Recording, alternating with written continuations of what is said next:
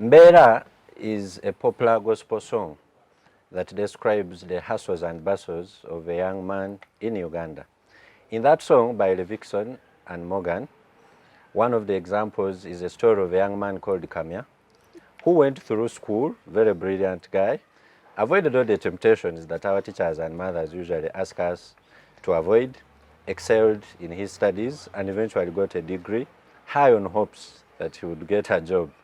Unfortunate for Kamya, according to the song, he's somewhere in town cleaning toilets. Does that story sound familiar? Last week, Chambogo University put out over 8,000 graduates, and other universities are continuing to do so. Statistics put the annual graduates in this country to over 70,000, who are graduating to a market that seems not to exist. Today, on the Youth Roundtable, we are trying to probe these issues. Our topic is university degrees and unemployment. Which way, Uganda? Are university degrees still relevant? Though everyone seems to aspire to get a university degree. If they are not, what's the problem? Why does it seem like people finish or acquire university degrees and then they start to look for jobs that don't exist? Is it the education system? Is it the methods of instruction? Is it the jobs that are just scarce? Are we too many? Today, we are going to probe that, as usual, as Civic Space TV. And to put this in perspective is a very cross-cutting panel of people, some of whom maybe are victims of this. Yeah. Some are survivors, they have found alternatives around this, and some are youth leaders. On my extreme right is Mr. Seith Bwerere. Seith is the founder and director of E.D Ishaaza Foundation, an organization that seeks to deal with some of these challenges, as he will tell us more. But he's also a fresh graduate from Chambogo University, one of the 8,000 in accounting and finance.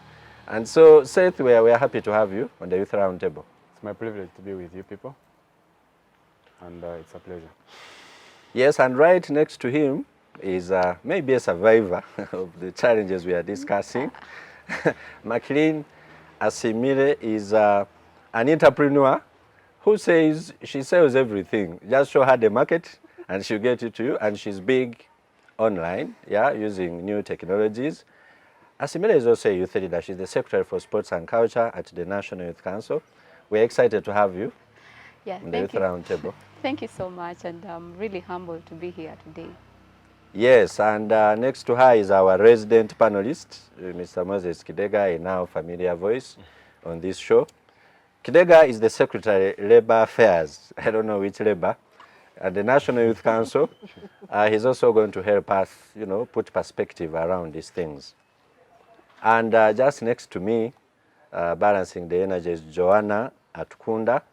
Joanna is so much into mentorship and reskilling graduates and other people at the League of Young Professionals, where she's the administrator. She's also a fellow of the Mandela Washington, goes for many young people.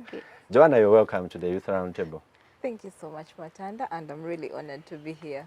Yes, and so without much ado, Seith, how is it? Fresh graduate, where was the party? And, how is it looking? Are you already employed? Are you one of those who are crying out for jobs? Are you one of those being advised to be creative and not look for white-collar jobs, but start something? What's going on? Congratulations. Thank you so much. Let me first take the opportunity to congratulate my fellows. It's not an easy journey to right away from nursery, primary, secondary, and then you're up to university, and then graduate. Bigger congratulations to those who attained the first class. You raised the flag, though my worry now comes. After attaining the first class, what next? I posted on my status a few of my pictures enjoying and the moment, and then someone was like, what next after that bachelor's? It's not an easy journey. I think to survive after graduation starts way back from your secondary or even primary. How? Social network and economic discipline. While at school or at campus, do you do a little bit of saving? If you do, It gives you a startup capital for any small and medium enterprise. Little, but you're better than one who has nothing totally. 2, if you met But they Matanda, have a first-class degree. How is that nothing? for first-class personnel, they have a chance. Or a degree at that. For first-class people, they are at a high chance of being retained or being looked at by certain companies. But what of someone who has a second-class upper, a second-class lower? We are generalizing of general graduates. What next for them? 2, if I met Matanda today, or Kidega Moses, do I use him? Does he use me for the better of my life? Matanda will not give me hard cash, but the knowledge, the mentorship could inspire, or he would give me ideas to invest or instill in my business. That small business would start me up to grow further. So you're better than one who has not saved, who has not used the people around him, the circle that you stay with. Then one who has not done that, who has chewed every every pocket money from a dad, who has not made good friends. Let you not have friends that you chill with. Okay, we can chill in, watch football, do booze a little, but what next after that? Do you share ideas that are developmental? Socio-economic transformation is on the cause. Emyoga is here. Do you generate circles to come together and know what the government is planning for people, and you engage in to work out so that you can survive after graduation? Yeah. Okay, thank you very much, Seith, and that's going to send me to Joanna.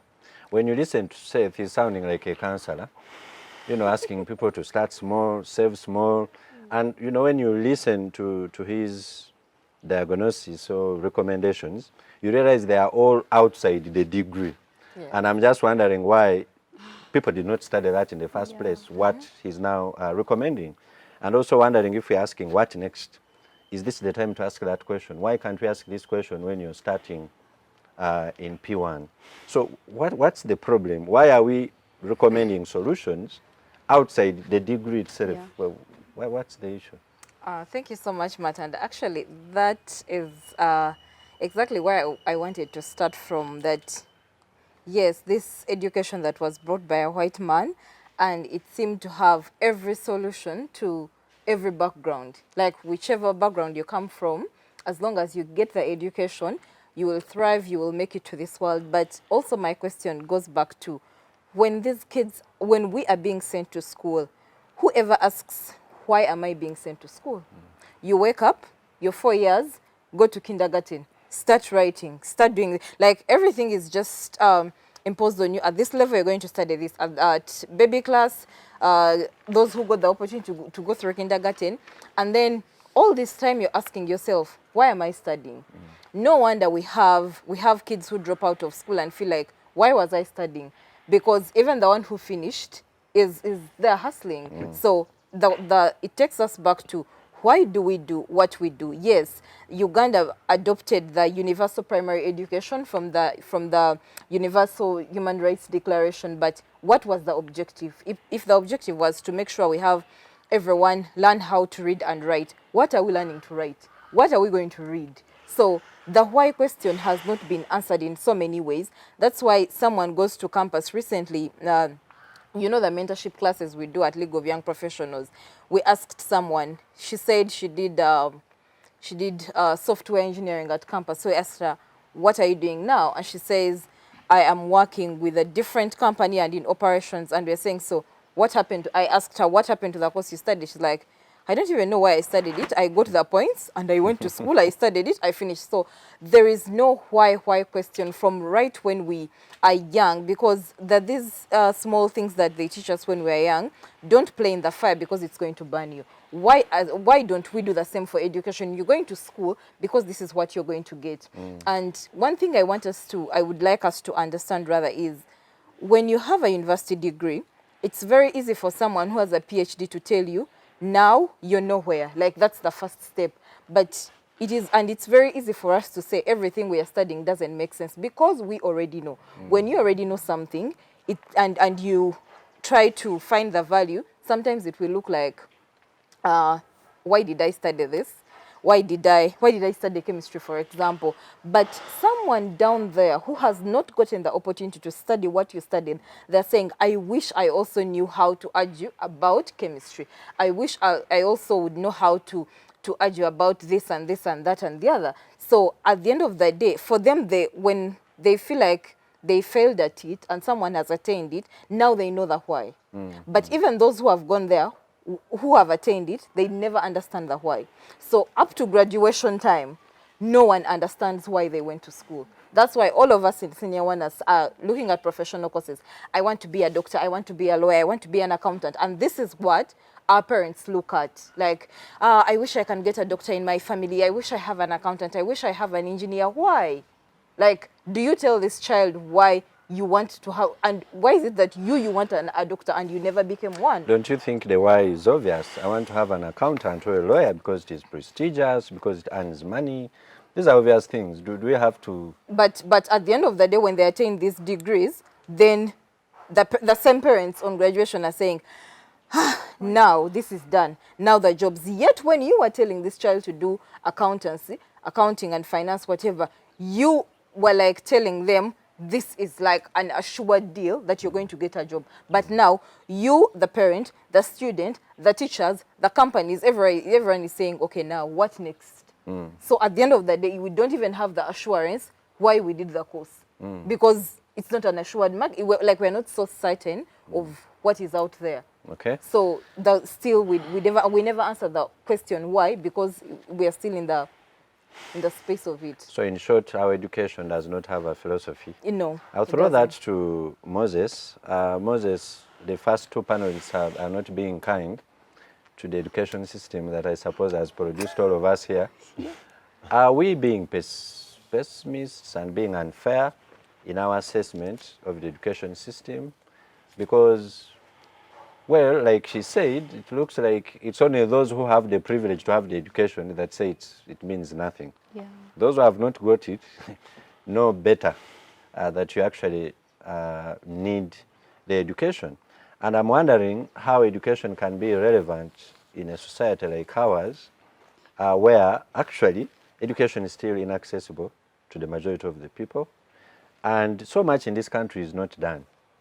Point to any sector, and you see that we are still at the root. How then can education become irrelevant in a society where almost everything has not been done? I would think that in a society like ours, if we're in Sweden, I would understand, where almost everything is done to perfection, so you start and then do what? But here, where almost nothing has been done, how are we here? Thank you, Comrade Matanda. It's always my pleasure to be here on the Youth Roundtable. And just to go straight to your question, Karl Marx one time said that the difference between the rich and the poor will always be education. That the point of equilibrium between the bourgeoisie, who are of course the rich and privileged, and the proletariat, who are of course the poor and unprivileged, disadvantaged, will always be education.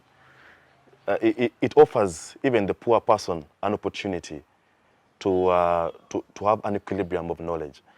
So I don't think it's fair for us to downplay the role education has towards building society. But you see, let's draw it back to the Ugandan perspective. In 1997, Uganda as a country, of course the government, introduced the universal secondary education. And we're the first country in the sub-Saharan Africa to do so. And today as we speak, 2018, the World Bank collection of development indicators put Uganda's literacy rate at about 76%. So meaning 76% of Ugandans can now read and write, which to me is not exactly the end, but it's a means to an end. And bringing in more context, you will get to appreciate that because we have a fairly educated group of people or a fairly educated society, okay, each time you solve a problem, you create another one. Initially, our challenge was lack of education. Now that we have educated about 76% of the population, there is a new problem that is I'm not arising. sure the statistics are that high, unless you're saying literacy equals to education. No, literacy, read and write. Because you see, if you can read and write, you don't need to exactly go to school to make money. You don't need to go through the formal structures of education for you to be a rich person. I will tell you that Cristiano Ronaldo or Rashford, that we all watch on TV, barely went to school, but they can fund a good percentage of our national budget with their personal income. If not the whole of it. Yes. So it isn't exactly about going to school and being on the blackboard and blah, blah. But if you can read and write, we believe it's a good step forward. Okay. So before you cut me short, I was trying to explain to you that that over 70% being Yes. educated presents a better problem, maybe. Yes. Now, when you have people who are fairly educated, a new challenge arises of unemployment. Okay, that you have so many people who are graduating, and I've had my comrades saying that just last month, no, this month actually, about 8,000 students were phased out of the system. So to me, annually, like you said, it goes to about maybe 60,000 or 70,000. This is a very big number going out into a market, like you said, that is not ready or that is highly competitive. I would be more focused on us discussing the solutions that we think we must put across or advance for us to address this issue. We shall get to the level of solutions, but possibly we need to first understand and underground the problem. Maybe it does not exist. Yes, there's a problem. And also the aspect of the way in which these degrees are attained also. We need to pick some interest in digesting it. Because when I was at Macquarie University, we had a famous quote that we dubbed the STDs, sexually transmitted degrees. That even when our colleagues are graduating from school, the challenges that they undergo through before they attain the degree, we must examine it. For example, our girls. When I was a leader, the challenges that I used to receive from these girls complaining, you know, this lecturer asked me for this, he asked me for this. So you find that at the end of the day, that they are graduating, yes, but they actually don't deserve the grades that they either got or they don't deserve the degree. So they graduate, but they don't have the hands-on skills because the means through which the degree was attained is highly questionable. And even this cuts across even to the boys.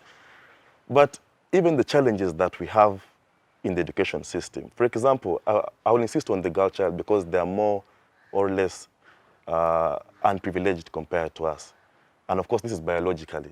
You know, we are speaking of their natural cycles that come in every month. Their education is highly distracted compared to the boys. And even when government has tried to encourage them, to motivate them to go to school, for example, by having policies like the 1.5 extra years affirmative action, to encourage them to go to school and, you know, embrace education, you find that even that path alone in itself is extremely challenging. So until we address the issues that make education a challenge, we shall continue to have graduates who are not well refined, who the furnace has not built properly and made ready for the job market. So I think that is it for now from me. Okay, thank you. Allow me to go to Mackie. Mackie, you present an interesting mix.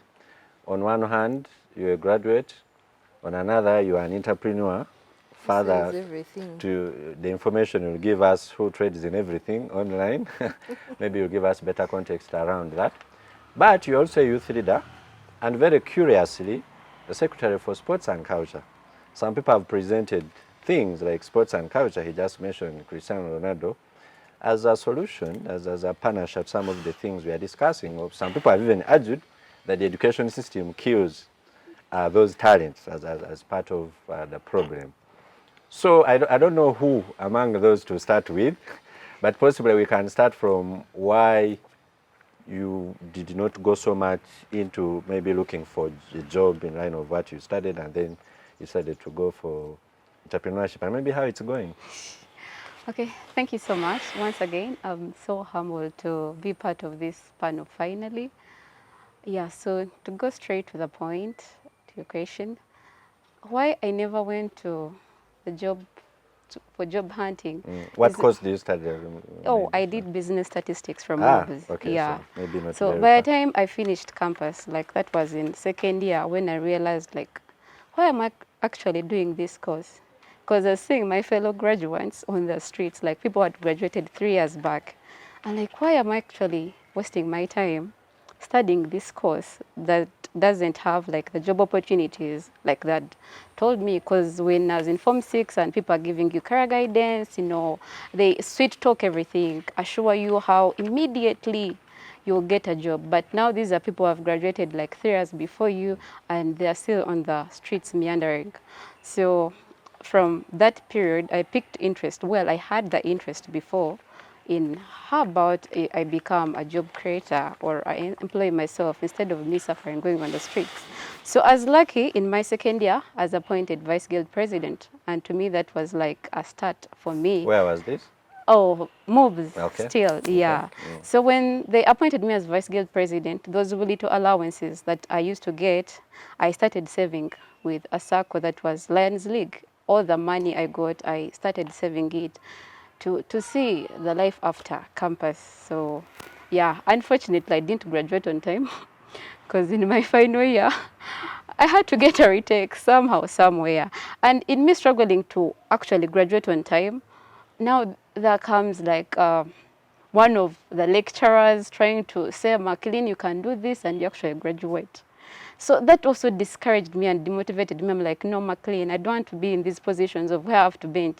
Of if this is what is going to actually happen in when I'm job hunting, no, I think I have where to start from. I have an idea about business. I've done entrepreneurship when I was in high school and I'd passed it highly. And as like I was actually in a business school, so somehow it could connect. So immediately after campus, while I was waiting to do that retake, as a hustler, of course, you now start thinking, well, what do I do? Your friends are maybe somewhere doing other jobs, but for you, home-seated. I started making earrings. Yeah, and these are things I learned like from YouTube. I started making earrings, and yeah, I'm happy that some of my friends like started supporting. I started hawking these earrings into people's offices, and you know, progress with time. When as trying to share ideas with friends, one of my friends told me, Maclean, you know, you can come here in town and get some small space, be co-renting. You start from there.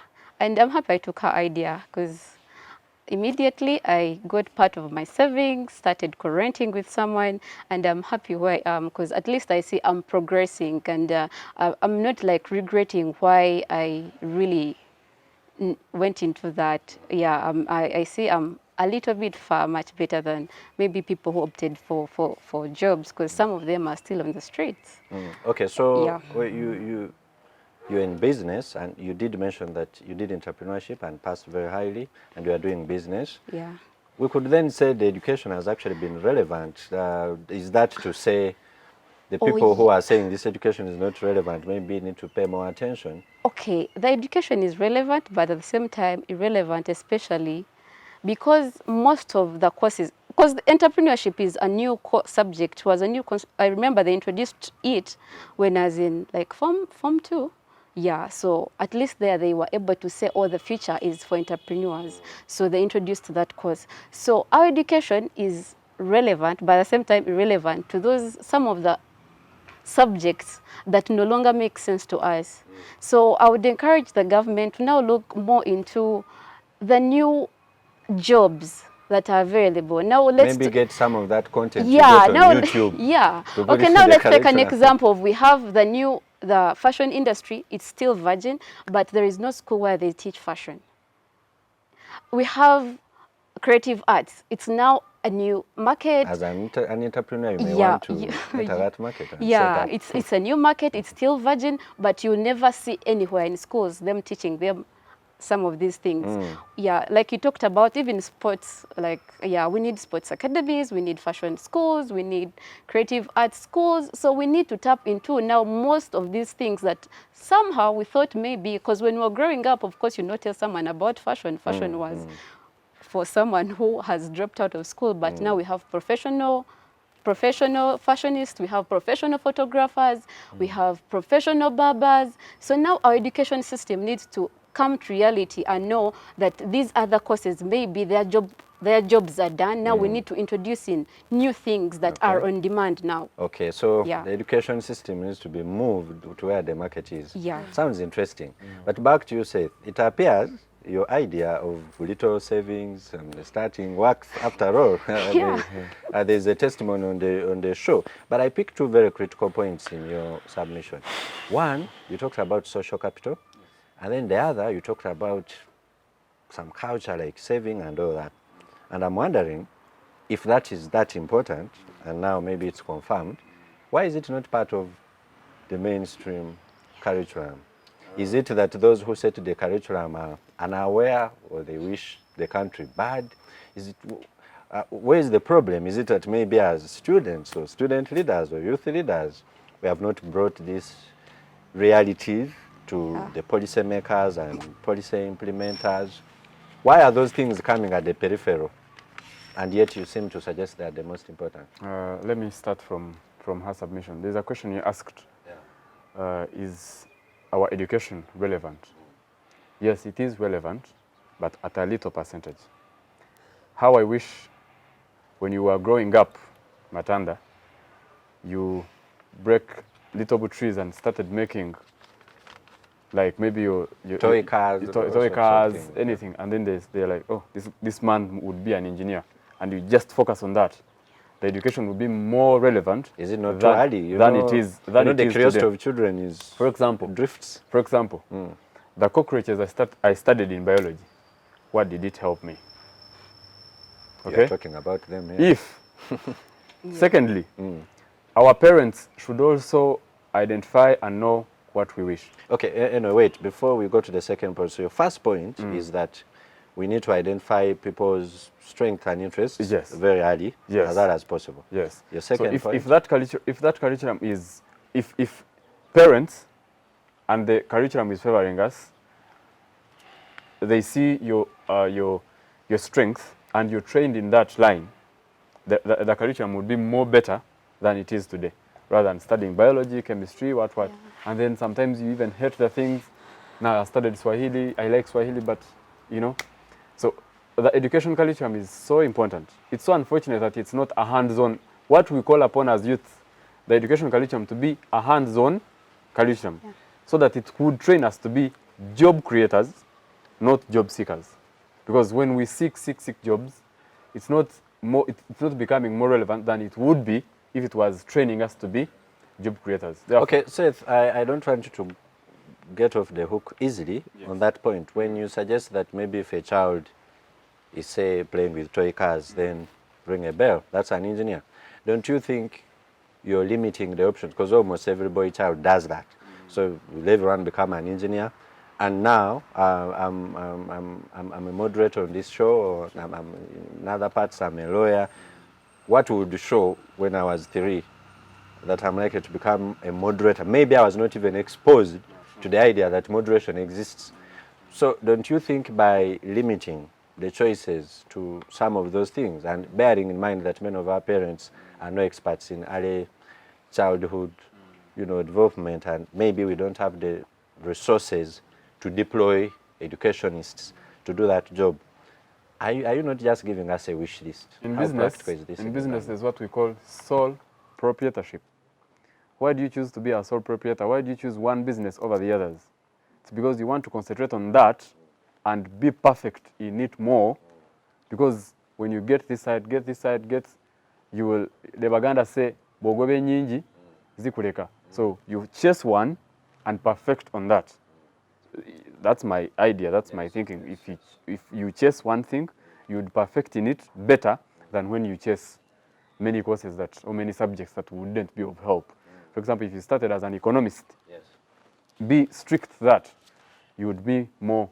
Because if the curriculum started, you began like economics, so each step you take, there's something better you achieve in that line, in that aspect, rather than first carrying, then you drop. To me, I think if you start from one line, from A up to Z, so when you're in one line, you would be perfect more when you're in one aspect than tackling many.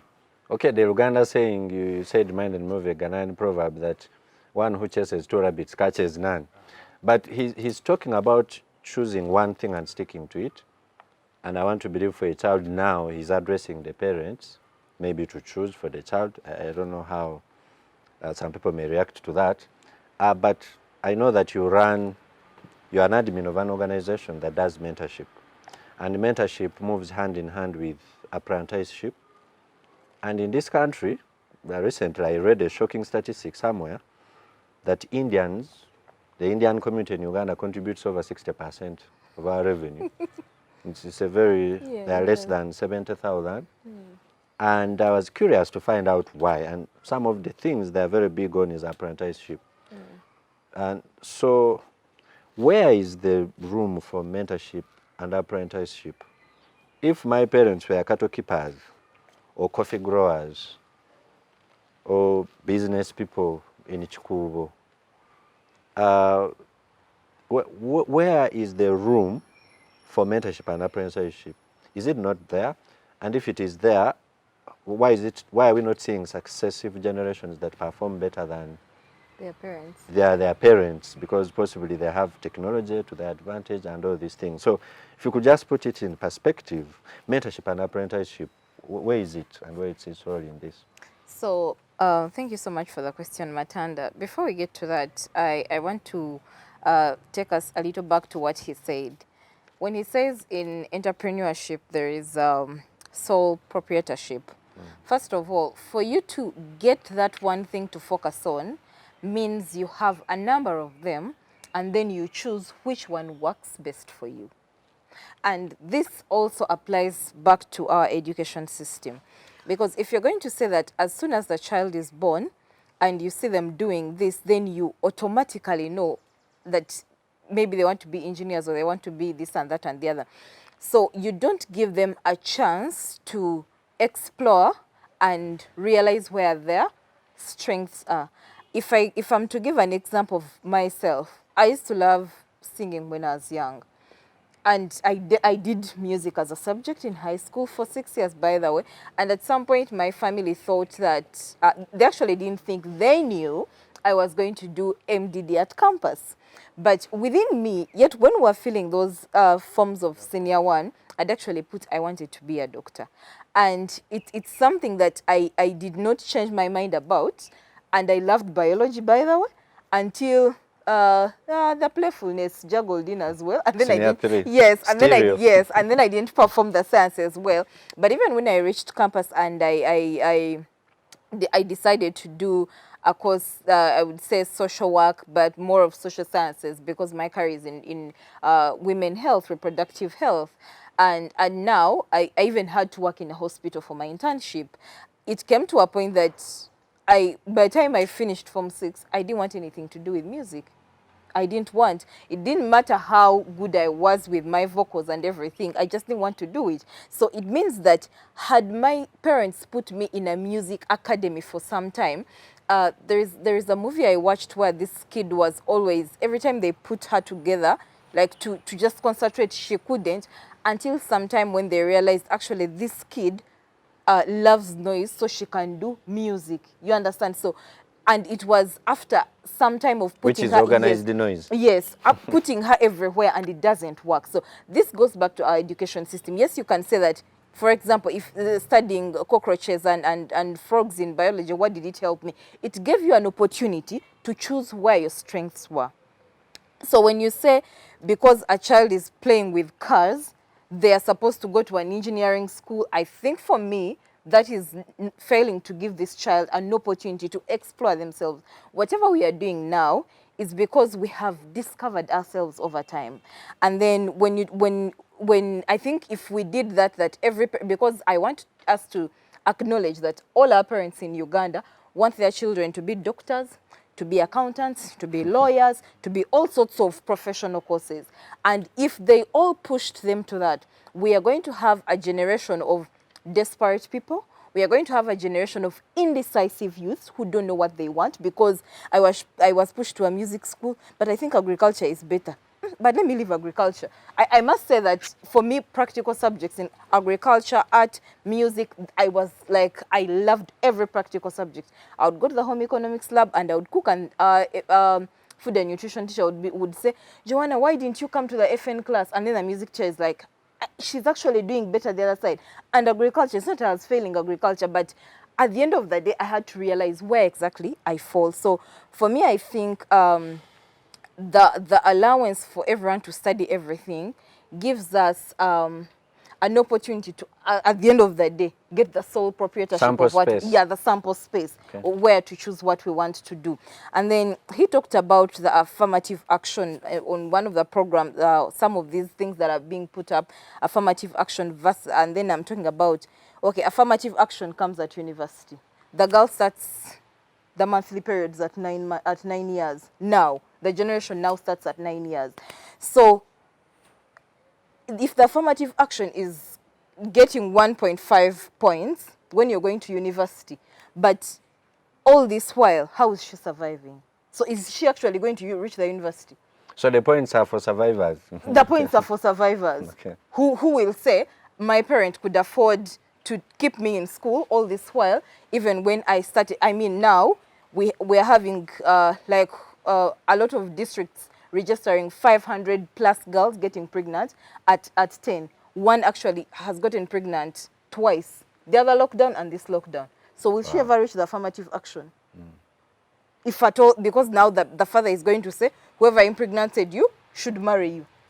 When you go to talk to her, the parents are going to be like, Tomono nelamaka, like she has to get married. So how is she going to get to the 1.5? So some of these measures are actually not looking at the grassroots problems. And when you talk about the mentorship, then the Indians have this. I don't think all Indians, their children are all in business. I don't think Ruparela's kids are all into his businesses. And that also takes us to the sample space, that not all your children can be business people. So just because a man decides, if it's the way you can say, your father is in politics, then all of you are not in politics. But because you chose the path, he will front you. So if the Indian is coming to invest in Uganda, he is not going to carry the son or the daughter who chose to become a doctor. No. If he's coming to do entrepreneurship, he will carry the entrepreneur. So in our setting, and I would also like us to always understand some of these contexts, because his context of saying, if the child plays with a toy, it's some of these things that we watch in movies, and some random white tells you that actually for us, when a child is born, this is what they do. So it's very easy for us to say, these Indians, their children are also like them. They're in entrepreneurship. They're in what? If they were all in entrepreneurship, would have all Indians in entrepreneurship. But we also know most Indians are in pharmaceutical. They're in medicine. They're in all those things. So do we say Indians, because they have the biggest population, do we say every Indian has one child who either becomes a doctor or a business person or a pharmacist? No. They have many children, but one who focuses to take the lead of probably the father, who is an entrepreneur or is a doctor or is a pharmacist, is who they go. Like every parent wants to Okay, take in. fair enough on that. But just this one example. So you mentioned Sudhir, for example, and we know that Sudhir's son is very big on running Yes, the he's enterprises. taking the same footsteps. And we also know that in the Ugandan context, many young people cannot do the things their parents have done to get them where they are. And so that's where we start to ask, is there a problem if my father grew or my grandfather grew coffee, and out of the coffee we're able to somehow excel as a family, and then they take me to school, and then after school I know nothing about coffee, and I'm looking for a job on the street. So don't you think in the context of mentorship and apprenticeship, don't you think there is some disconnect there? Yes, getting back to that, that's what, when I talked about context, thank you so much for that. When I talked about context, so it's one thing I have come to discover with so many. I think I interact with so many parents and read a lot about parenting. I'm not a parent yet, but aspiring maybe soonest. One of the things I think our parents fail to focus on, I'm going to say I think it's a mindset issue. So the mindset issues we are having in Africa and in Uganda in particular are not only for the youth. They also go back to parents. So you get this parent who is hustling and sells his cattle, is in coffee like you said, does a lot of farming to actually put food on the table.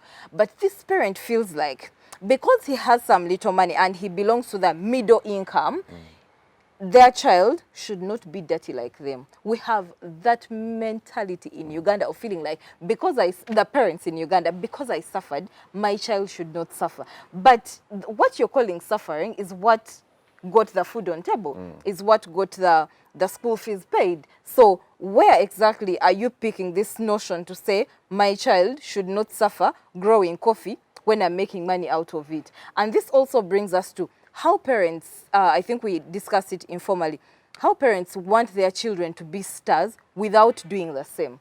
You're going to find a parent who says, I wish my child can be like that one who is reading a speech for the president, speech at the graduation. But how many parents are investing in reading? Now, even far from our village parents, the Kampala parents now who are always, putting out pictures of their parents and speaking all English there is to speak. They'll go home, get on Telemundo, get on Z World, and all these programs, but they want the child somehow to reason politically. They want the child somehow to grab a book and read. And yet this child, like I said, from 0 to 10, whatever they do is through observation. So if you're not doing something, they are definitely not going to do it. If you're not showing the how of growing the coffee, that's how you're going to pass away. And this child has no knowledge about the coffee.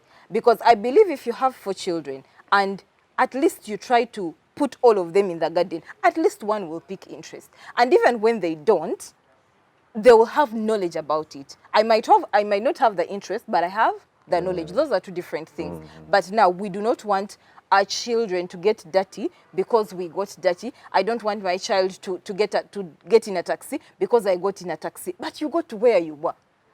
Did you die? So why suffered. You suffered.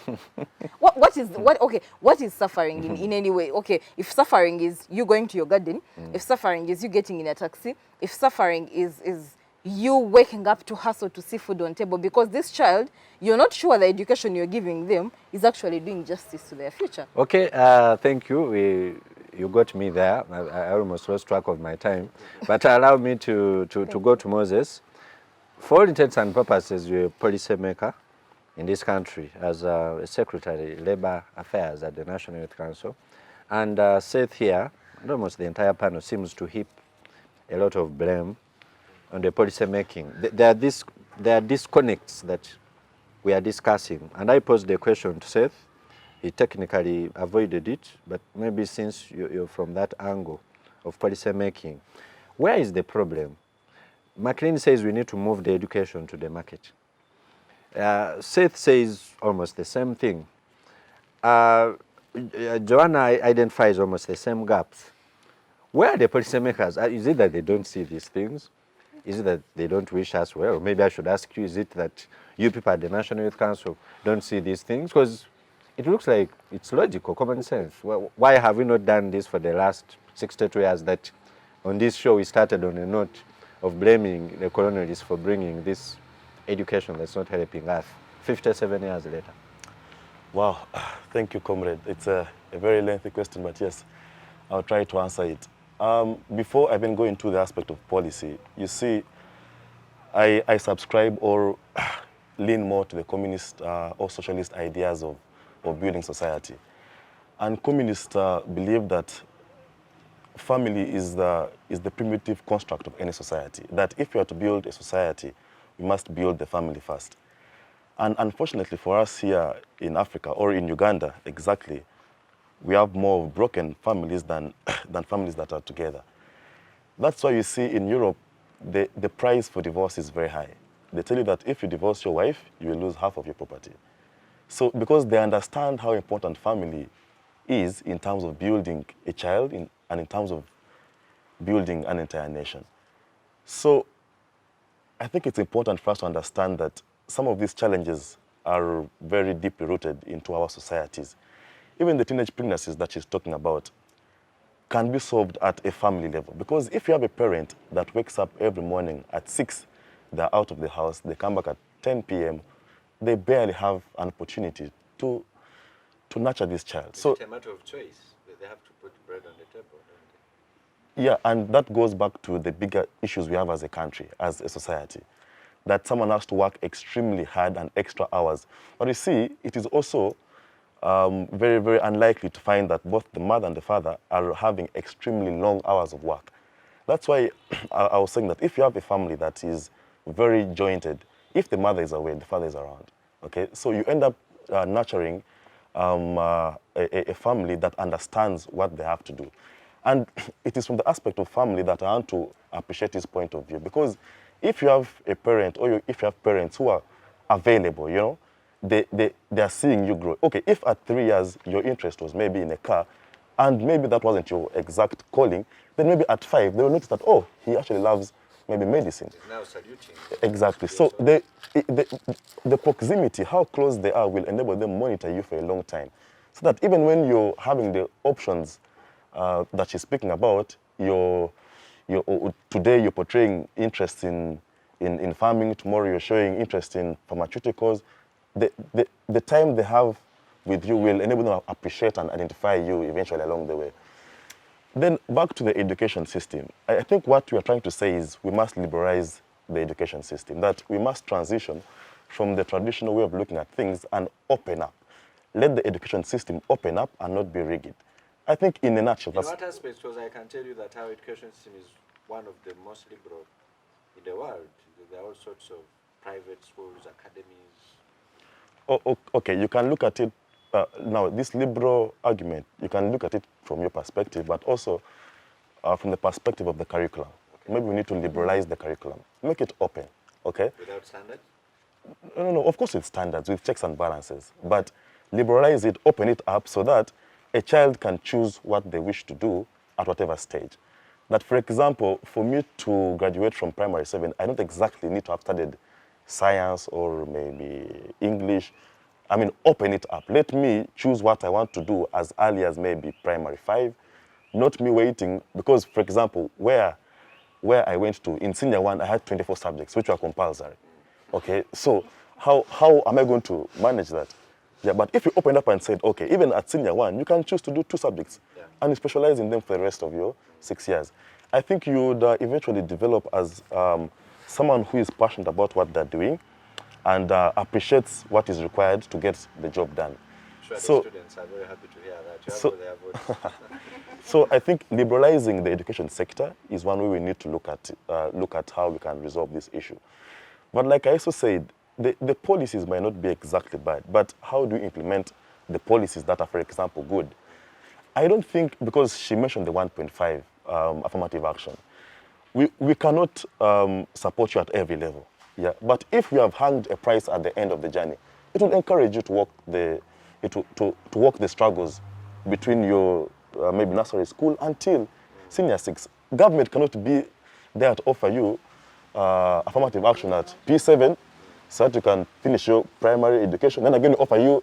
I think we all have to contribute towards building our societies, but also at individual level. So we cannot downplay the role that the 1.5 affirmative action has played towards encouraging more girls to go to school. It has motivated them because they know that many classes at Mackie now graduate more girls. Yes, exactly. So it's not very fair to bastardize or to downplay such very important policies that have actually put more girls in school. But she also makes a very fundamental argument that if we don't address the root cause of these challenges, even the 1.5 becomes irrelevant. If this girl still lives in a patriarchal society whereby when she menstruates, boys will laugh at her and she will be forced to leave school, then we are not solving the problem, okay? So the bigger problem is the society and how it is constructed. It is patriarchal in nature.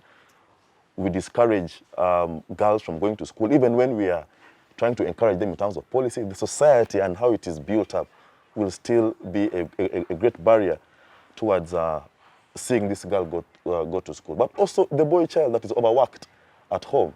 Yes, I have to go to school, but if in the morning I have to wake up and first run 10 kilometers to fetch water, I first have to take the cows to the farm, I'll reach to school when I'm very tired. Okay? But that's apprenticeship. We are demanding for apprenticeship here, for you to learn the ways of your hustling well. And that's why I said we must break the traditional ways of doing things and embrace the liberal and civilized ways of approaching some of our society Hold challenges. it at that. I'm not very sure Seith agrees with you on that last point, but that's exactly where we are going to pick it up from. I hope that you're enjoying the insights as much as I'm doing, and when we come back, expect, of course, even deeper dives. See you in a while.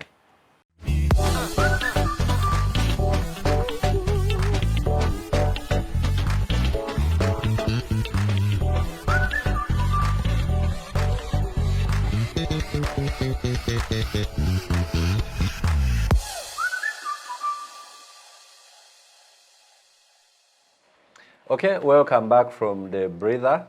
In a bid to be more practical than our education system, we decided to change the environment such that maybe we come up with new ideas. You know, in the second segment, we are going to propose way forwards and practical things, and we thought we could switch the environment, as you can see. But right before we went off, I was going to move to you, Mackie. And earlier on, like I said, most of the suggestions that have so far come through seem to be outside the curriculum. And so people are saying, you know, network, you know, save, try to look beyond your degree. And I'm just thinking, schools have really tried to include what they call co-curricular activities in their programming. So people play football, and I went to Chibuleses. I know that for the most part when I was there, we kept winning the Coca-Cola Cup, you know, basketball, netball, long jump, high jump, all these sorts of things. So as the Secretary of Sports and Culture at National Youth Council, and the ministry is even called, you know, there's a part of sports, there's even a state minister for sports, and a lot of things happening. There's a national council. Yet, we keep hearing voices that, you know, you're neglecting sports and talent and culture. So as the secretary in charge of sports and culture, and I would dare add talent, what do you think about this? Where are we as a country? Are we doing well on harnessing culture? Are we just not being appreciative with the stakeholders? Or do we need to do more? And if so, what? Okay, thank you so much. So I'll go straight to the point. I think when we were growing up, these co-curricular activities were like the real thing, because I believe second term was basically for sports, MDD, everything, for co-curricular, athletics, it and everything. But as time moved on and as we commercialized education, people now started focusing on more of passing than these activities. So I think that's where we are losing it. And if you're to actually do your analysis, you'd find that most people who are still doing this are government schools, like the traditional schools. But most of the private schools actually do not have these co-curricular activities because their focus is on how our students are going to pass and we make a name, because to them it's all about passing. So they do not have time for sports, they do not have time for these other things. Their focus is more on education. They pamper students from the day they enter school to the last day with notes, no break. Even on Sundays, the day where students are supposed to be resting, they do not have that space. And it so happens that these private schools have actually taken over because our parents focus on more which school is performing well in academics, not in sports or exactly. That's what I was going to tell you. That you see, as a proprietor of a school, you earlier on asked us to take the education where the market is. And the market, the parents are looking for the school that performs well, not the one that has won Coca-Cola, not the one that has done all this, one MDD. So I think we need to just get back to the roots, us who really know the reality of these things, and have a mindset change to some of our parents.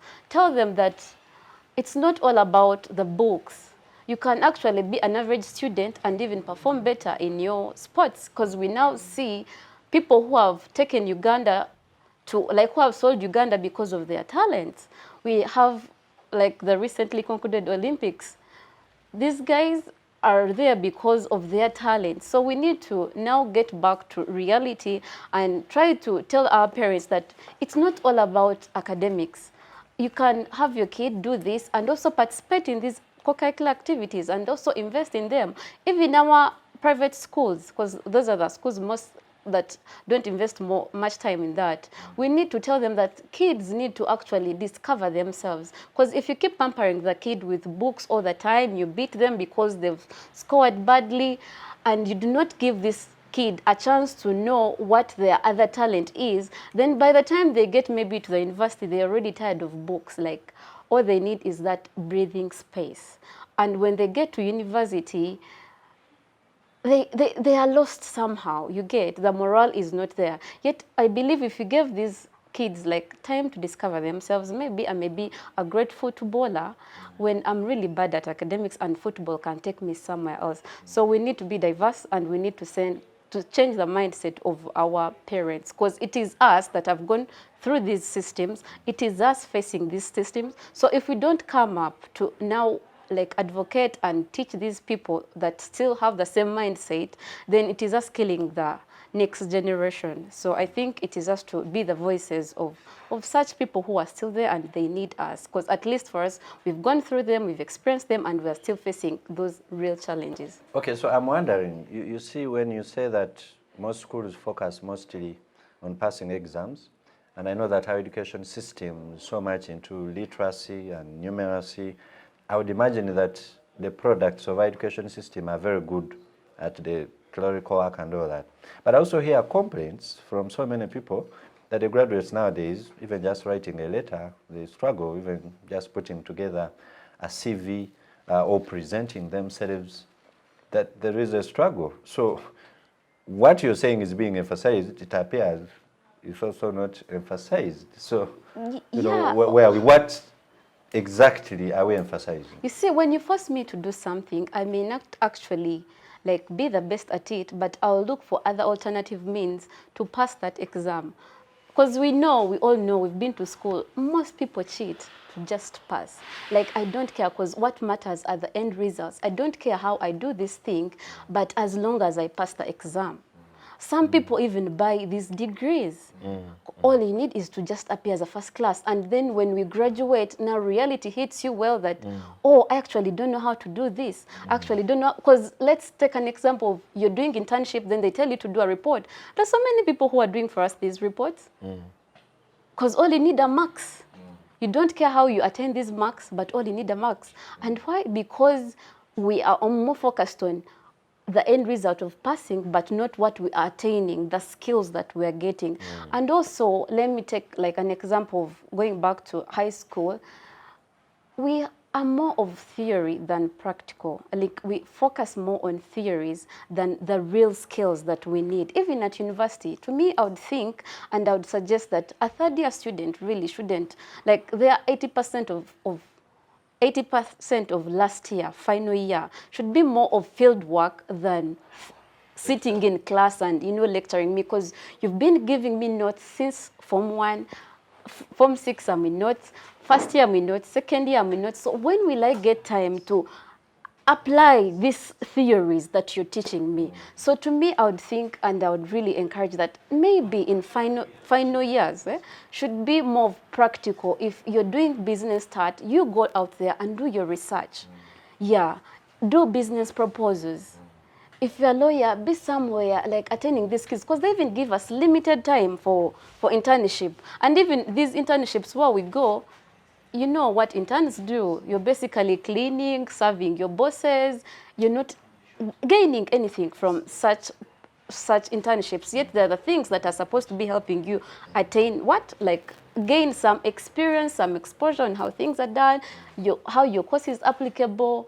Yeah, gaining that practical knowledge. Because to me, at the end of the day, what they need at work is the skills, not the theory you have. Yes, you may be good at theory, but when you're bad at practicals and you're bad at skills, then no one needs you. Because this time, the current generation is all about the value addition you're adding to your company, to your, so to me, it's more of practical than theory. Because teaching me a computer, yes, I may be good at theory. Showing me this is a computer, but when I don't know how to run this computer, it won't help me. Yeah. Okay, yeah, interesting, and that will send me to you, Moses. I know that you like philosophy and philosophizing and theorizing, which is a premise she's sort of attacking. But one of the educationist philosophers of our times, one Sir Ken Robinson, is a British education activist, argues that we need to expand our definitions of intelligence. He argues that part of the problem with our education is that we have defined intelligence as only limited to literacy and numeracy. But he says if someone can dance creatively, if someone can drum in a certain way, someone can come up with a poem and arrange words in a way that I see young people here doing so, someone can come up with a piece or write, do a creative dance, then his argument is that even that is a form of intelligence. And so Dr. Jose Chameleon, even when he might have struggled at Kawempe in O level, Sir Ken Robinson's argument is that he's a very intelligent guy, because when it comes to music, give him a song and he'll do justice to it. I want to believe you agree with this arrangement. But you could help us analyze, why is there a disconnect? Why is it that a parent, for example, cannot admire Dr. Jose Chameleon for what he has achieved and be okay with their child taking that route? They would rather insist on a profession that possibly is not working. Why is it that even with the gold medals at the Olympics, we don't see a shift in the mindsets of the parents and the governments to say, maybe these athletes will attract a lot of glory and money to the country faster than, you know, the other mathematicians or those English in literature whom we are focusing on. So possibly you could, you know, do for us some philosophical analysis. Why is there this disconnect? Because usually in economics, demand and supply, earlier on she told us plan by observation, you would think that once people see these other people doing very well, then there would be a stampede towards that direction. How come we are stuck with literacy and numeracy? Thank you very much, Comrade Matanda. I think that to me, this goes back to earlier on what I mentioned, that as a people of either Uganda or Africa at large, we are still stuck to the traditional ways of doing things. And this, I partially put it on our colonial masters, because you'll appreciate that a point came in time during the slavery period whereby the people who were, the Africans who were being enslaved, at a point saw the people who were fighting for their freedom as the oppressors. Okay, that means that they were too stuck to the whole idea that, oh, I can actually work at a white man's plantation farm and be paid some amount of money, or get this as a return of my time and of my labor. So I think as a people, we are stuck in the traditional way of doing things, and we haven't liberalized our way of thinking, and our worldviews are still stuck in the backyard. So that disconnect, yes, is bound to exist because of our mindset and how we perceive society and how we perceive the world in general.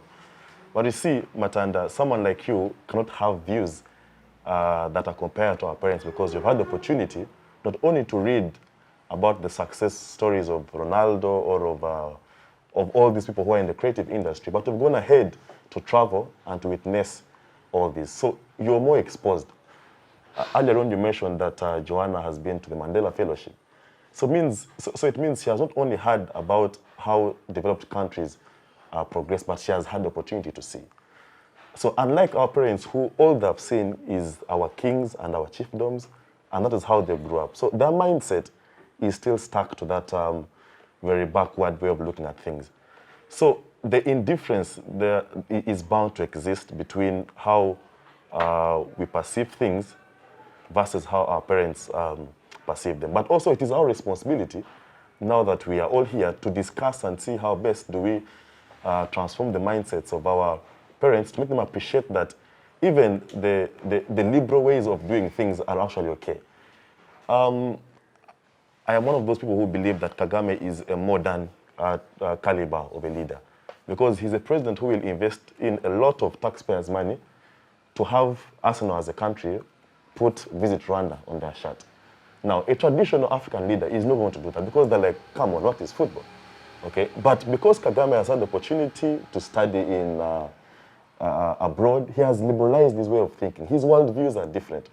So when he invests taxpayers' money and gives Arsenal or gives PSG, he's actually exposing the Rwandan economy to the world. Okay, but so many of our traditional people will be like, but that is Western. I mean, that is, football of all things. But they are not looking at the aspect of every jersey that is bought for Arsenal moves across the world and everyone sees Visit Rwanda in it. So that is attracting investment into the country. That is taking the country to the world. So to me, it's about world views, which we must deliberately try to change. And I think it's a process, okay? Because, for example, as a government, can we say that it is okay for a young person, or even as parents, it's okay for a young person to actually go into music for as long as they can make the money? I think we are more stuck on the formalities than the end result of the process. Yeah. The end result is to be happy, is to be wealthy. So if being wealthy means you can be as liberal as engaging in sports or in music, whatever it is, and that can make you money, then why not? But our parents are still stuck to the view of, no, the only way to make money is if you go to school, then you get to office. Yeah, but do they not have a point in terms of certainty? Because you see, for every one Jose Chameleon, there are probably 5,000 other struggling artists who will never see the light. For everyone in Zikuru, Plagat, there are so many athletes who just get lost. Like many of us remember our old boys and girls who are very good at netball, very good at football, but somehow along the way, I remember when I was at Chibuli, they were very promising strikers, they're even covered by SuperSport, but right now I don't see them anywhere. So why would I encourage my son, having seen that, to take that line? So don't you think there's a point in terms of certainty that at least if I train my child as a teacher, I know their schools and they're going to teach, I see it makes sense. But the other one is like gambling, don't you feel? I think even education in itself can be seen as gambling. Because, for example, how sure are you that because you're a lawyer, you'll actually have cases to be brought to your table to attend to? For example, if you go into criminal law and whatever it is it really certain that people are going to commit crime? That's more certain than becoming because a star. If you have if you have the assurance that you have a society that is morally built up and they have a common set of values that they believe in, it means that the crime rate will be very low. So as a criminal lawyer, do you then have certainty that you'll have a job? Certainly not. But you see, my ideas of national development are social in nature, they're communist in nature, that government must take lead in development. Government must establish the infrastructure, they must create the environment that encourages individuals to thrive on merit. If government, for example, invested in the creative art and they put maybe, for example, regional studios that as a young person, if you feel you have the talent, we have a government studio, go and try to record music, okay? If it works out well and good, then government can see how to copyright that music and at the end of the day, levy a tax and make revenue, okay? So government must take center stage. So if we have, for example, studios being set up across the country, the parent that you're saying lacks certainty, we now see the certainty. We'll be like, oh, by the time government is investing in it, then maybe there's a future. If government sets up academies or builds up stadiums, the uncertainty that the parent has that you're speaking about is bound to phase out because they're seeing government taking center stage in building that kind of market. So the uncertainty is only in our minds. But if we do what we have to do, what we believe can transform the economy, then trust me, everyone will see the positive side of the... Well, thank you very much. We are now moving towards the end of our conversation. And at this point, we are going to start casting a light on some sort of way forward. I know that, Seith, you actually started out on that path with your very first submissions. But now, maybe more deliberately, to a student out there who is watching you, they're in Senior 2, they're in Senior 3, they're in P6, they're in Year 1, and COVID has told them for 2-3 years, they're actually considering dropping out, and then they are hearing a fresh graduate saying there are no jobs. You know, talk to them. what is it that a learner can do, you know, to overcome some of these challenges that we have highlighted? First of all, I want to let you know that some parents suppress their children's talents. I remember my mom gave me a big cane because I went and played football. It stopped me to continue the activity. You never know where I would be. So Africans have a tendency of stopping their children to promote their talent, but rather concentrate on the chemistry and the biology. So if parents stop that, look at Mariachi. Mariachi, just on stage, the 10,000, he may go up with maybe $100. Yeah. That's close to 350,000. So that Mariachi earns more because of the talent. So parents should not suppress their children's talent. Two, the youth themselves. Sometimes I believe it's us that create the unemployment. Why? Sorry. Government has brought several innovations. Look at the youth livelihood funds. African youth think that any funding from government is just to queue. You chew the money and go. Yet the youth livelihood fund is used to, you invest, employ yourself, take back the capital, remain with the business, and gain in the profit. But the youth have not embraced that. So if any venture from government comes, by the way, we also let government fail to invest more in us because we are not empowering, we are not using their innovations more good and better. Three, let us identify ourselves. What do I want to achieve? Set goals, set objectives. Discuss with your fellows, like I said earlier. What you want to achieve will always lead you through the way. Okay? Gather with intelligent minds. Read books. Be exposed. Exposure matters. Save a little. You know, it takes you a mile.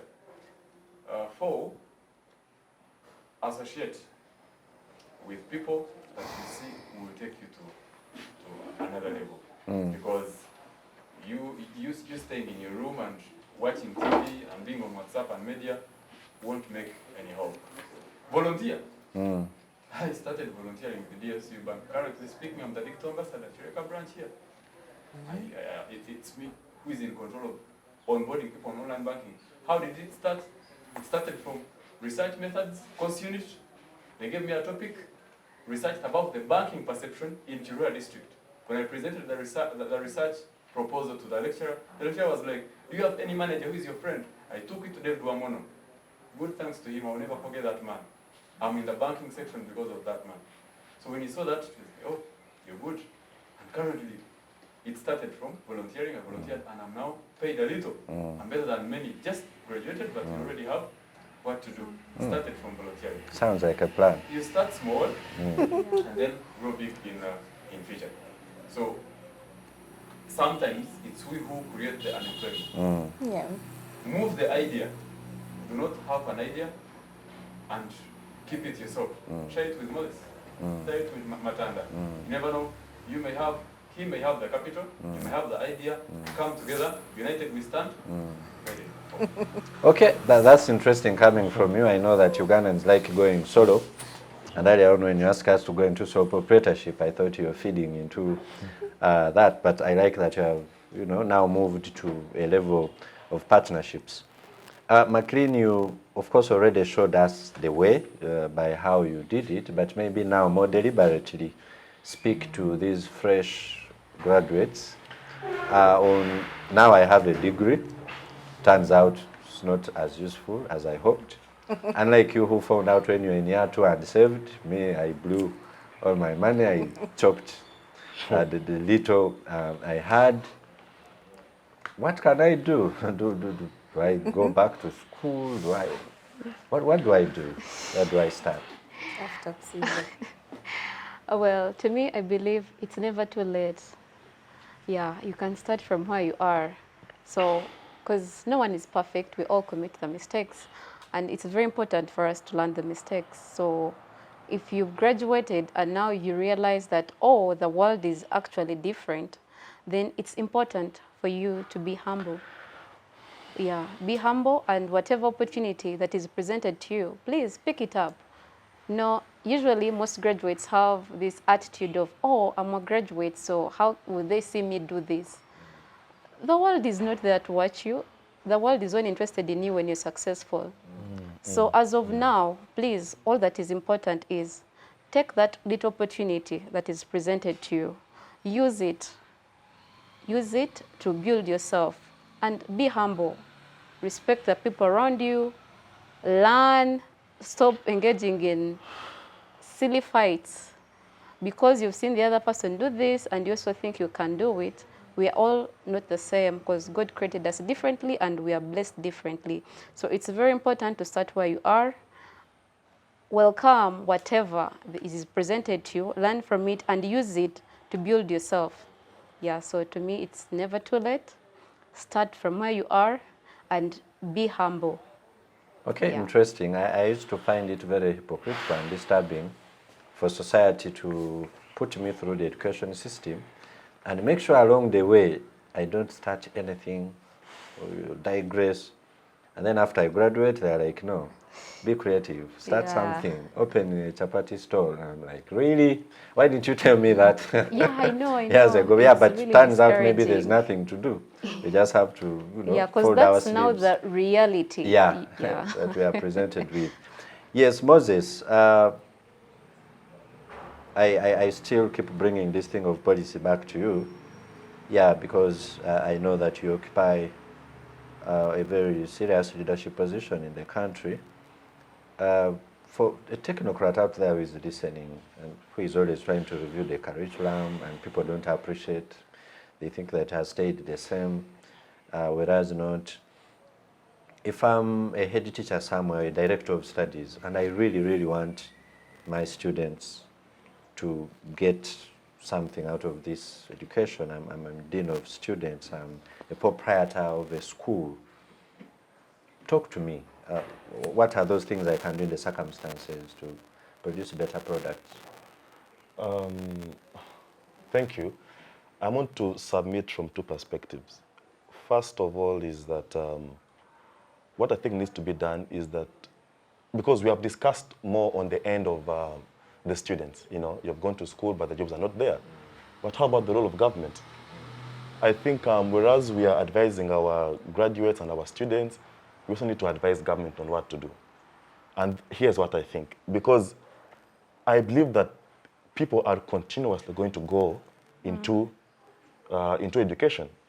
They will go study and get degrees and have no jobs because we have opened up the education sector and we have privatized it. So I think government needs to empower the private economic sector, not the education sector. Because if you have a private sector that is functioning, we shall have more jobs being created for all our graduates. Okay, not all, but a good number of them. Yeah. And here's what I think. I think government needs to commit more resources to the UDB, for example. Let these private sectors, these private local investors have access to these soft loans. When they have access to soft loans, they can expand their enterprise. When the enterprise expands, they can, of course, do things like opening up new branches and etc. When that happens, we are creating more jobs. Okay? So government must commit more resources to UDB to support the private sector. But what is happening right now is that we have a government that practices domestic borrowing. Government is competing for money with local investors from these commercial banks. So I think there's a big problem around that needs to be addressed. Two, on the aspect of policy, I think that because if you look at how economies worldwide have developed, policy has been very fundamental. Yes. For example, in the early 1920s, when Alexander Hamilton was the Secretary to Treasury, he introduced, of the USA, he introduced what they called the smooth hole tariff that encouraged the American economy to be inward-looking, okay? Limit foreign direct investment, encourage the domestic local investors to thrive, okay? Until a level when these domestic companies can compete on a global scale, then you open up. So, unlike them, for us here in Uganda, we instead encourage foreign direct investments at the expense of the local investors. So I think there's so many things that need to be done, but it's also a piecemeal approach, one step at a time. And I believe if we put some of these things into check, we can move forward. Then about the curriculum of the education, yes, I agree that we must liberalize the curriculum, make it more open, make it more inward-looking. Let's have a curriculum that works for us as a country, not because it has worked elsewhere, we should exactly adopt the exact thing. Let's customize it to what works for our African or our Ugandan setting. And I believe if we do some of these things, we can see better results. Okay, thank you very much, Moses. And now to you, Joanna, earlier on you attacked our parents for not reading. You know, they come back when they are very tired. And you want them to read, not leading by example. And again, like I said, you run a mentorship program, so it looks like you're sort of trying to find solutions outside the education system. And so maybe I would ask you to speak to parents, society, mosques, churches, and concerned citizens, civil society, on what interventions we can think about, to protect the people we really care about from wastage. Thank you so much for that question. And I will not stop attacking parents, by the way. I just feel like everything falls back to them because the government is not going to like your child to a level of nurturing them. So you who is telling them to be doctors, to be all these things, what is your contribution on top of the education system? And I remember when I was at university, as commuting, as staying home, but I don't know how I got the idea that as soon as I stepped at uni, it was time to define who I want to be. So on a daily basis from first year to third year, I left home at 8 and went back at 8. Of course, it was not easy. It caused so many issues here and there. But ask me where I was always. Yeah. I joined every leadership organization at university. Starting from Hope Initiative, that is part of this, to AYLF, to United Nations, to every project that, and I did not join any cultural group, but I made sure I needed to shape where I was going. And so at the end of the day, months, like even all these programs you're saying I've attained and whatever, it's because of that work that I did at university. And right now, in the mentorship classes, you ask these mentees, what did you do at campus? And someone tells you, hostel, class, hostel, of which the class, they will also go to the class they're interested in. And then what beats my understanding is when it comes to the research at university, I do not know. Parents are always complaining they don't have money. But for some reasons, parents have money to fund, to give these kids to go and do a research in a cafe, as in just... But Cubans are yes, always available. Yes, they're available to take the 300,000, to take the 400,000. And these kids actually tell you, because this is something I witnessed, and someone's like, I called my mom and asked her, I need research money. I called my dad, asked her, I need research money. And at that point, I felt like maybe because the parents are not that educated, they probably don't even know what's this for. Because now for me, like there is no way I was even going to lie about research money. I mean, yes. And the students tell their parents that yes. This is a precondition. This is a precondition. We have to do this research, and so we must pay for it. So sorry not to cut you short, but yesterday I talked to someone who is on an interview panel of job interviews that are ongoing, and they told me there's this young lady who came, and they looked at her CV, and there was a topic which she claimed to have done at undergraduate. So they asked her, what was your topic at undergraduate? And she didn't know. Exactly. Right now, someone submits a CV and you tell them, how did you do this? And someone is like, someone did it for me. And of course, I receive these CVs on different panels, and someone even has a heading, curriculum vitae, then the name. And I'm like, okay, where are we headed? I think every CV I have submitted from the time I left university is something I sat down and wrote for myself. Also because in some of these leadership organizations that I joined, they brought us people to train us those things. So it's through those different platforms. And I don't know what, because if the government is allowing every other organization on the national level to have these programs go up to institutions, and your child never attends any of these because you want them from school, they're at home, they are doing everything. I mean, from childhood to 19 or 18 years when they reach university, what haven't they done at home that you need them to sit there? So I still blame the parents for every little thing. And then even he talked about co-curricular activities, McLean. Some parents feel like if a child plays, I am lucky to have been that child that I was allowed to play, join anything that I want in school, but maybe I was also untamable. But I feel like my family gave me that opportunity. But parents need to allow children to play, to be everything they want to be. When you reach Zambia, we had those the ones we call UPE schools in the villages.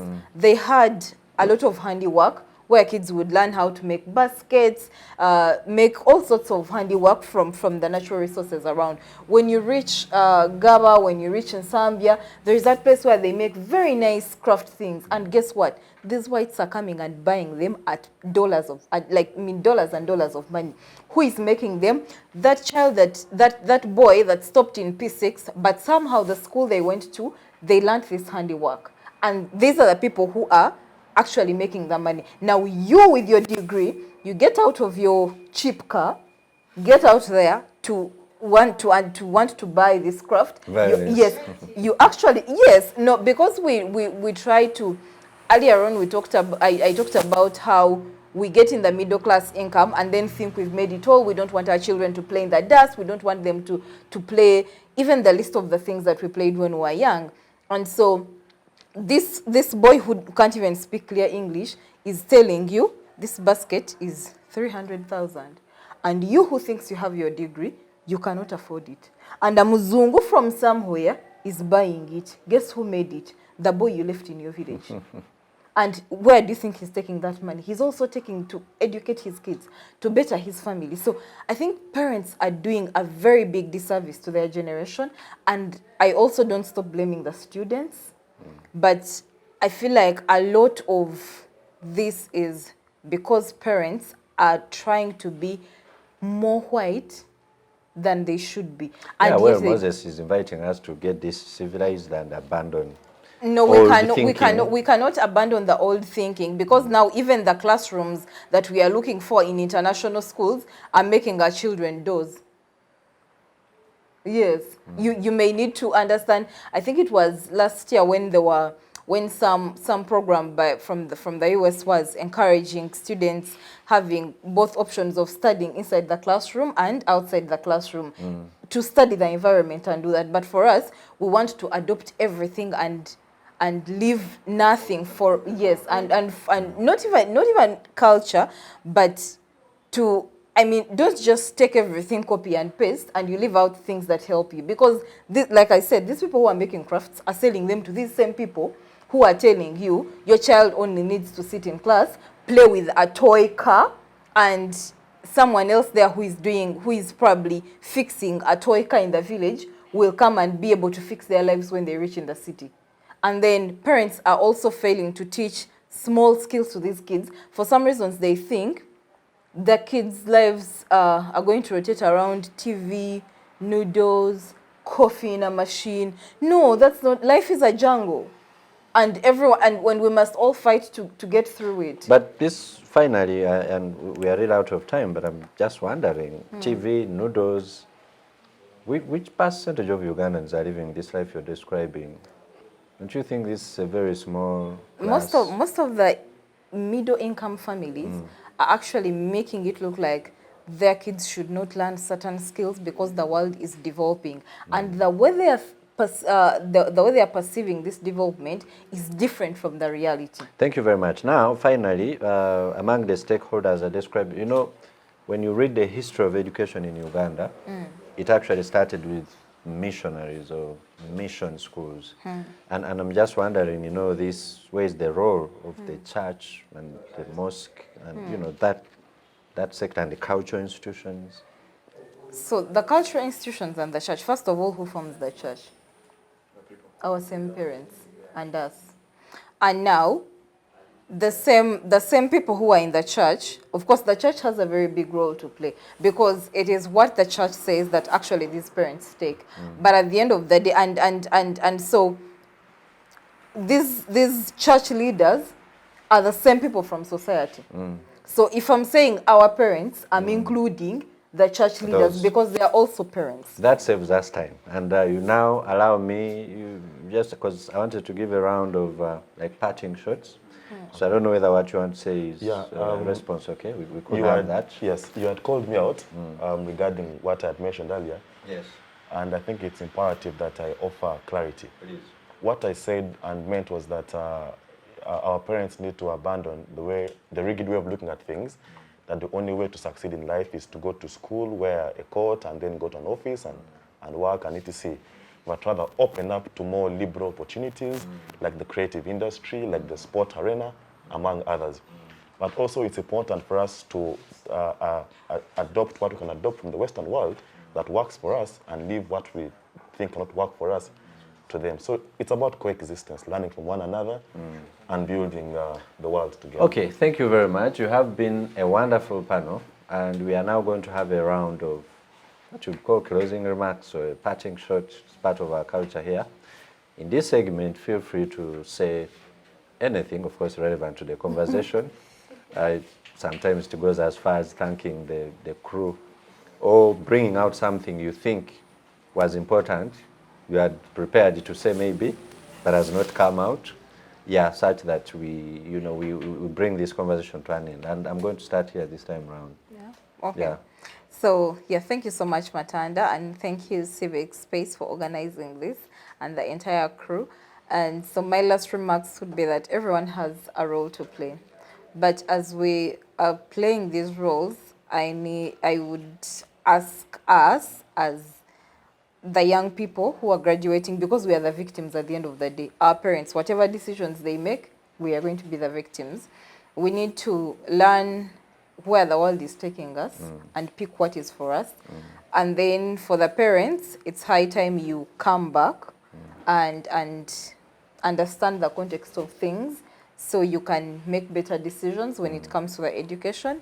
To the stakeholders, a lot needs to be done in terms of setting structures that support whatever you aimed at achieving.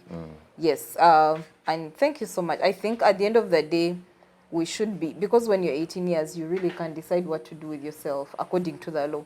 So we can't keep being driven around. Thank you very much, Moses. Thank you, Matanda, for always having me. To me, it is exceedingly humbling for me to have this opportunity always to give my opinions and minds on the subject matters. My parting shot would be that education is not a means to an end. No, sorry, education is not an end, it's only a means to an end. And there are so many means to an end. Because the end really is about being happy, about being wealthy and having your self-sustainability. And if education gets you there, well and good. If sports gets you there, well and good. So let us open up our mindset and liberalize whatever we do, so that at the end of the day, we are all happy and no one is blaming the other for their downfalls or for their misfortunes and etc. Conclusively, I think the National Youth Council needs to take initiative in mindset change. We need to organize this community mindset change training so that we can have more young people appreciating that education isn't the end, but it can only help you get there. Thank you very much, Moses. Mackie.